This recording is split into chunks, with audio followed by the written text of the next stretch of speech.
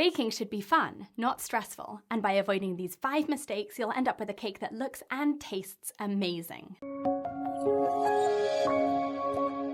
Overmixing your batter is a guaranteed way to make a tough, dense cake. For butter-based recipes, you do need to cream the butter and sugar together for several minutes to make a light and fluffy base for your cake. But as soon as you've added the flour, you need to slow things down and be gentle, only mixing until everything is just incorporated, but no longer than that.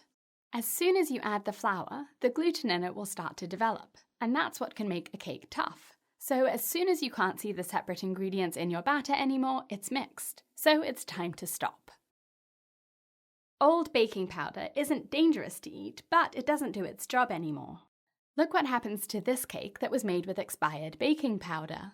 It stops rising before it's finished baking, and you can see it's dense instead of springy, and on the inside it's doughy instead of cakey. You can check if your baking powder is still active by pouring boiling water over a spoonful of baking powder, and if it bubbles, it's fine. But if it doesn't do anything, then if you use it in your baking, it won't do anything there either. Don't use it past the expiration date or after 6 months after you open it. You'll be excited for your cake or cupcakes or whatever to be ready, but if you open the oven door several times to check on it while it's baking, you'll let cold air rush into the oven and the temperature won't stay constant. What happens next? The edges of the cake will bake normally, but the heat won't go all the way through, so the middle will be undercooked and it will sink. This doesn't look or taste good, and there's no way to fix it because if you put it back in the oven, you'll burn the edges of the cake by the time the middle cooks through. To prevent this, use the light in the oven to see what's happening and only open the door 5 minutes before the time listed on the recipe.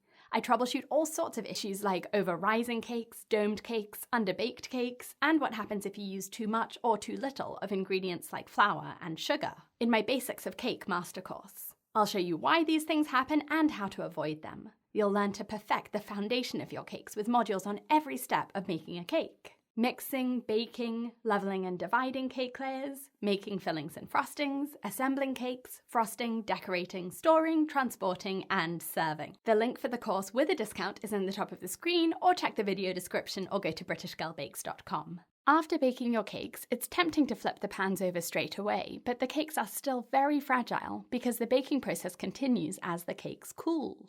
If you turn the cakes out now, they're likely to crack and crumble because they haven't had a chance to firm up properly. The opposite is true too. Don't wait too long to turn the cakes out because once they cool, they can stick to the pans and chunks of cake will cling to the pans instead of coming out neatly with the rest of the cake.